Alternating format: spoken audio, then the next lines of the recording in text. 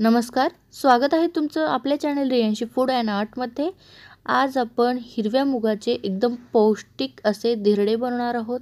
याला तुम्ही मुगाचे डोसे पण म्हणू शकता किंवा मुगाचा चिला पण म्हणू शकता। खूप सोपी रेसिपी आहे आणि प्रोटीनयुक्त आहे, खूप सारे विटॅमिन्स आहेत। तर चला सुरू करूया मग। तर हिरव्या मुगाची चिली बनवण्यासाठी मी इथे घेतलेले आहे 1 कप मूग आणि त्याचसोबत 2 टेबलस्पून तांदूळ मी स्वच्छ धुवून 2 पाण्याने धुवून घेतलं होतं आणि नंतर रात्रभरासाठी भिजत घातलं होतं।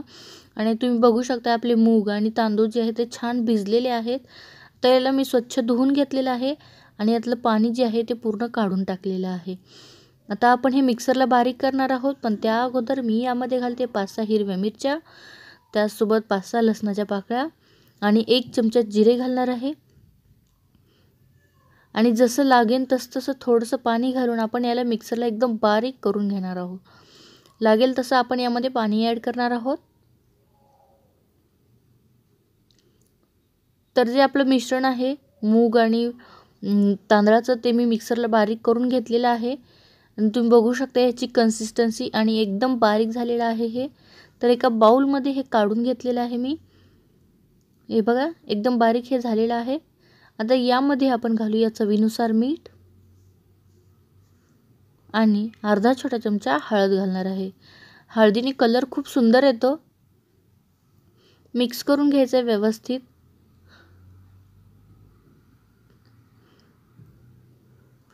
आता यामध्ये मी घालणार आहे 1 बारीक कट केलेला कांदा। तुम्ही यामध्ये टोमॅटो घालू शकता किंवा बाकी कोणत्याही भाज्या ॲड करू शकता। जी तुमची मुलं भाज्या खात नाहीत त्या तुम्ही यामध्ये किसून घालू शकता, म्हणजे त्यांना ओळखायलाही येणार नाही। तर आता आपलं बॅटर तयार आहे। चला आपण चिले बनवून घेऊया। तर गॅसवर मी एक नॉनस्टिकचा तवा गरम करण्यासाठी ठेवलेला आहे आणि तवा छान गरम झाला की त्याला तेल लावून घेऊया।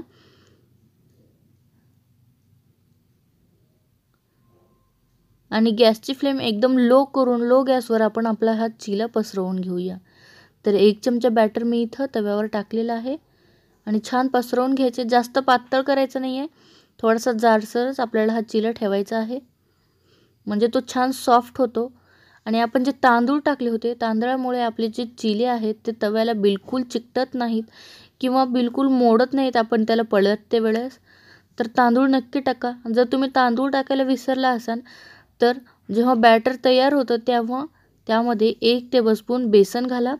बेसनमुळेही आपलं छान चिला जो आहे तो पलटला जातो आणि तव्याला बिलकुल चिकटत नाही। 1-2 मिनिटं भाजल्यानंतर मी याला पलटून घेणार आहे आणि तुम्ही बघू शकता तो इझिली तव्यावरून सुटत आहे। कलर पहा सुंदर आलेला आहे। तर आता हलक्या हाताने दाबून आपण याला खालच्या साईडनेही छान भाजून घेऊया। तर खालच्या साईडने मी ह्याला भाजून घेतलेलं आहे, दोन्ही साईडने व्यवस्थित भाजून घेऊया आपण।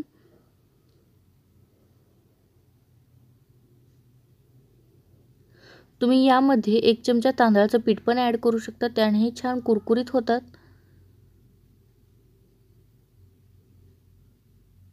जो आपला चिला आहे तो एकदम छान भाजलेला आहे, तो मी एका प्लेटमध्ये काढून घेते। अशाच प्रकारे मी तुम्हाला दुसरा बनवून दाखवते। परत एकदा गॅसची फ्लेम लो करायची आणि आपले जे तवा आहे तव्याला तेल लावून घ्यायचं आणि नंतर बॅटर व्यवस्थित हलवून आपण यामध्ये आपला चिला पसरवून घेऊया।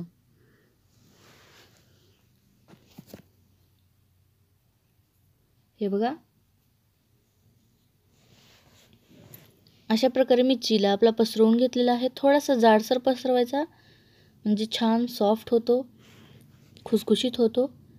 आता याला परतून घेऊया, पलटून घेऊया। हे बघा किती मस्त झालेला आहे हाही चिला। तर यालाही दोन्ही साईडने व्यवस्थित भाजून घेऊया। तर दोन्ही साईडने आपला चिला जो आहे तो छान भाजलेला आहे। मी याला पण एका प्लेटमध्ये काढून घेते। कुठल्याही चटणीसोबत तुम्ही हे खाऊ शकता। मी इथे शेंगदाण्याची जी चटणी आहे त्याच्यासोबत याला सर्व केलेलं आहे। सॉससोबत खाऊ शकता किंवा असंही खाल्लं तरीही चालेल किंवा तुम्ही लोणच्यासोबत खाऊ शकता। नक्की करून बघा, सोपी रेसिपी आहे। रेसिपी जर आवडली तर व्हिडिओला लाईक करा, शेअर करा आणि चॅनलला सबस्क्राईब करायला विसरू नका।